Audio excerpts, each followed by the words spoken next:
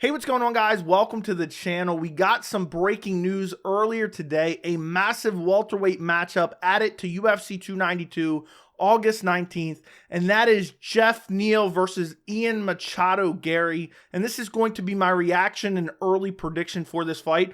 And honestly, one of the first things that came to mind when I saw this fight announcement was I started to think about Paddy Pimblett. We're going to talk about that a little bit later in the video. But I absolutely love this fight. I mean, Geoff Neal versus Ian Machado Garry is an incredible welterweight matchup. And shout out to Geoff Neal. Shout out to the UFC matchmakers. I know a lot of people say, oh, you're negative about the UFC. Absolutely love this fight made by UFC matchmakers. Incredible matchmaking. Can't applaud them enough. Absolutely love this fight. Makes perfect sense in my opinion. And you have Geoff Neal, who's just willing to take any fight. And he's willing to take, there's so many fighters who are saying, I'm not fighting anybody behind me in the rankings. And there's so many fighters, especially in the welterweight division, that hold their rankings hostage. Geoff Neal is unwilling to do that. He fought Shavkat Rakhmonov in his last fight. Nobody wanted to fight Shavkat. He lost, but I think Geoff Neal's stock went up in that fight. That was a crazy war. And even though Geoff Neal got finished in the third round via rear naked choke, he still looks super impressive. And you go back to Geoff Neal's early UFC career, you get back to like 2018, 2019.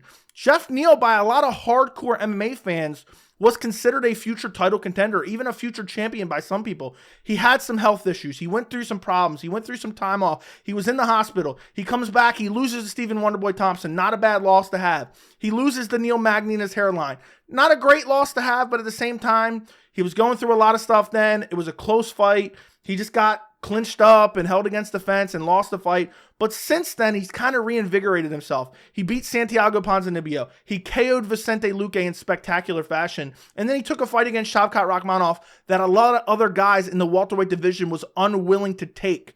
And he's taken another fight against Ian Machado Garry, a guy who's ranked number 13 in the weight class. You look at the current rankings, Geoff Neal ranked number 8, Ian Machado Garry ranked number 13. There were too many fighters just willing to squat on their rankings and say, I'm not fighting that guy. He's ranked behind me. I absolutely hate the UFC rankings. It's made by a bunch of random MMA media members that we've never heard of. We don't even know their names. And there's too many fighters that use the rankings as an excuse not to take a fight.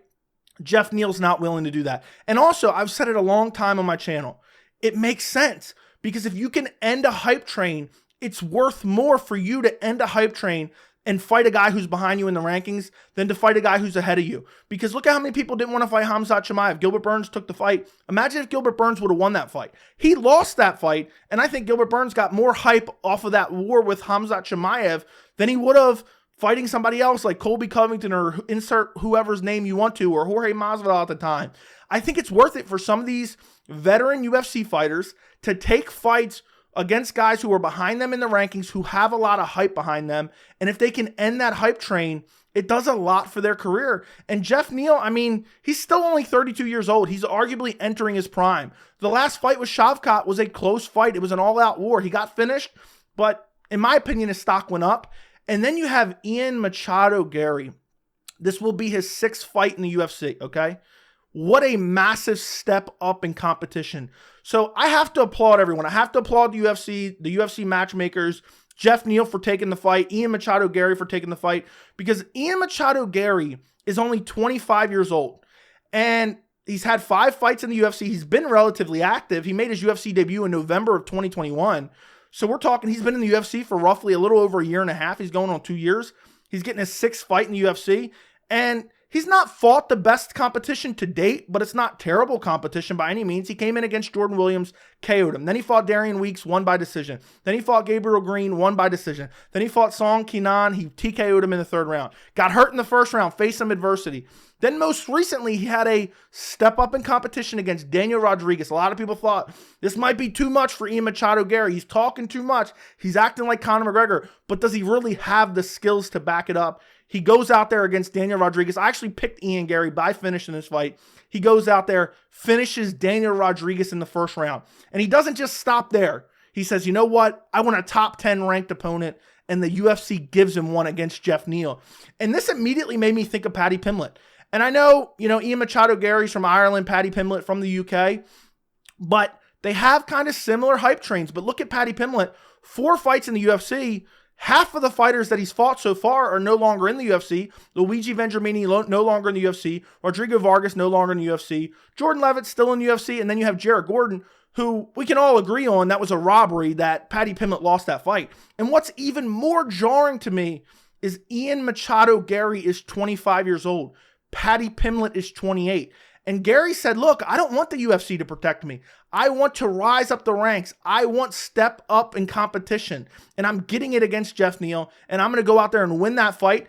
And if Ian Machado Garry goes out there and stops Geoff Neal or even just beats him in a hard-fought fight, he's right up there in title contention. I repeat, Ian Machado Garry is 1 fight away from title contention. That is craziness.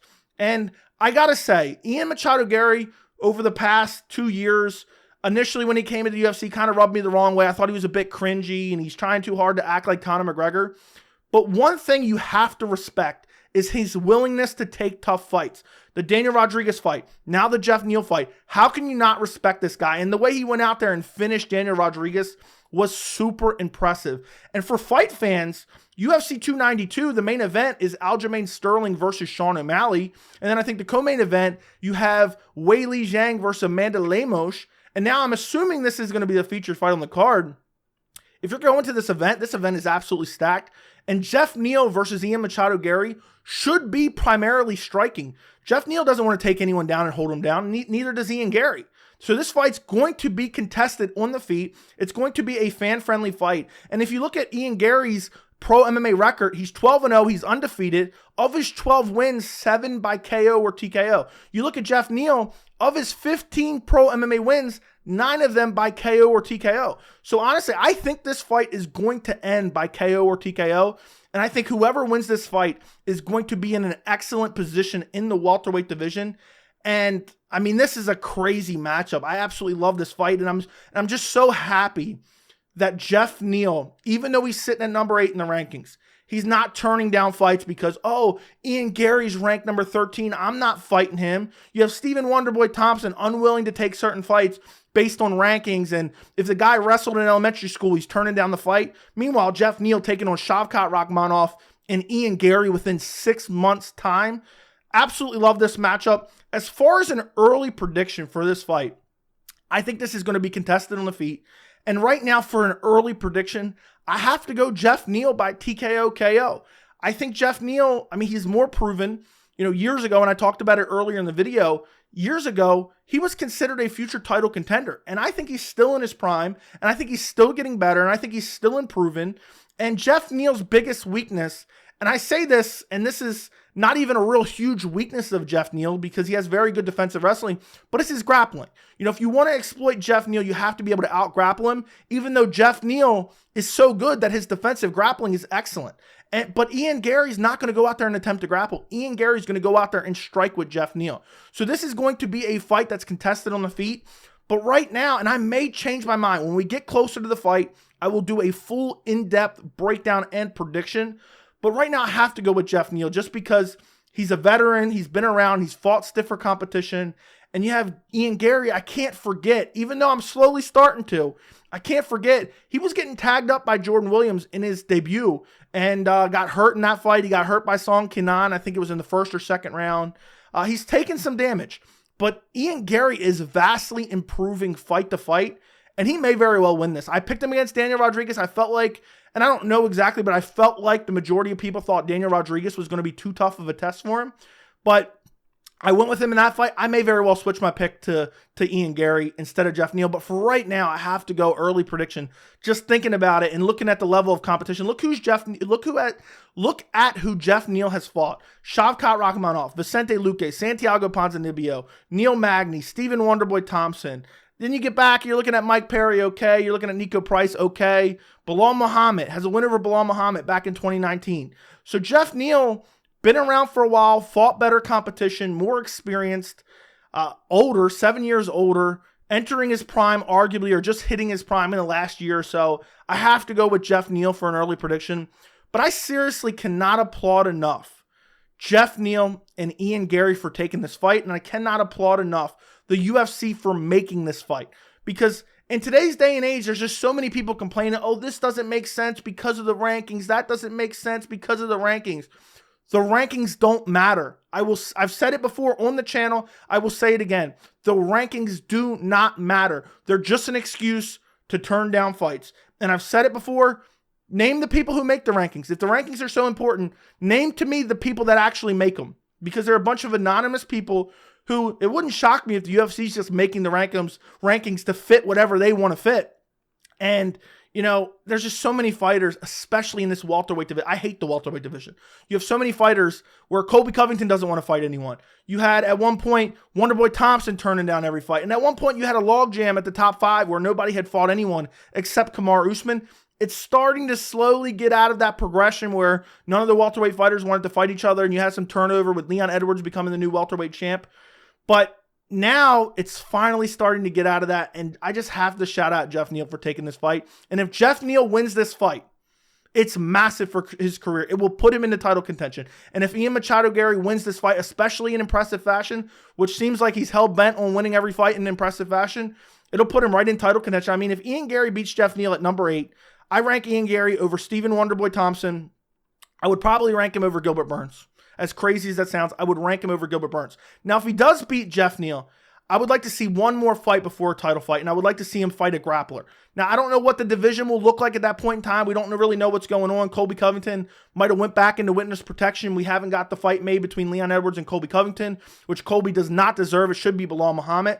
But depending on how the division flushes out for the rest of the year, and this fight doesn't happen until August, but depending on how the division flushes out, I want to see Ian Machado Garry versus a grappler next. I want to see him against a Gilbert Burns. I want to see him against maybe a Khamzat Chimaev if he's actually in the division. We don't know what's going on with Khamzat Chimaev. It seems like the UFC's botching his career, or he's botching his career, or maybe he's not allowed in the United States, so they're just waiting for Abu Dhabi. Against a Bilal Muhammad, against a Colby Covington, against a Kamaru Usman. I would love any of those matchups. Because Ian Garry, if he wants to be champion of this division, he's going to have to get through some grapplers. Because welterweight is one of the most grappling heavy divisions. And we really still haven't seen Ian Garry's grappling tested at an elite level. And if he gets through Geoff Neal, I think absolutely next, he's got to fight one of these grappling heavy guys towards the top 5 of the welterweight division. I hate to keep making Gilbert Burns fighting all the up-and-coming killers, but if Ian Garry wins this fight, I know, Gilbert Burns got injured in his last fight and he lost to Bilal Muhammad. And, he's on a 1-fight losing streak. I know people laugh when I say that, but he's lost his last fight. And it doesn't really make sense to have a surging contender against a guy who, just lost his last fight and coming off an injury. But I would love to see that matchup. I would love to see Ian Garry versus Gilbert Burns. And as crazy as it sounds, if Ian Garry beats Geoff Neal, I favor Ian Garry over Gilbert Burns. I know that's a big if. He has to get the job done on August 19th at UFC 292. But if he's able to, I would favor him against Gilbert Burns. But we still don't know because we have to see the grappling defense of Ian Garry. But what amazing matchmaking by the UFC. Early predictions, Geoff Neal. I cannot wait for UFC 292.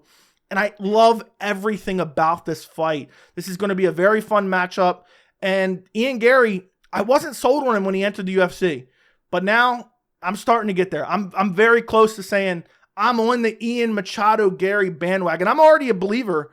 I don't know if I believe in him against Geoff Neal. I don't know if I believe in him against the top 5, but I am a believer that he is of a high skill set. He is one of the elite fighters at welterweight, and he's not just cringy trash talk wannabe Conor McGregor. He is willing to step in there. There's so many guys that just bark from the sidelines and never want to take any fights.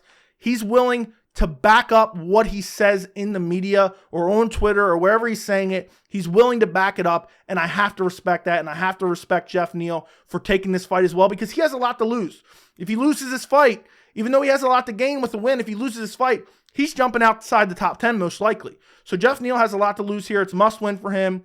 If Ian Garry loses, we kind of know where he stands, but he's still 25 years old, has a lot of time to improve.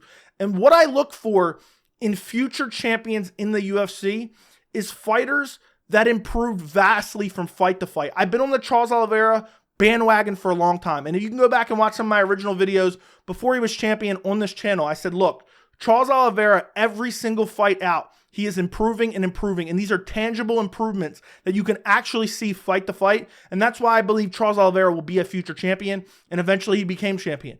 And Ian Garry, very young, still improving his skill set. And if he goes out there and wins against Geoff Neal, it would not shock me if Ian Garry is a future UFC welterweight champion. Absolutely love this matchup. Let me know what you think down in the comments. Who do you think will win this matchup? And don't forget to like the video. Don't forget to subscribe to the channel. And thank you so much for watching.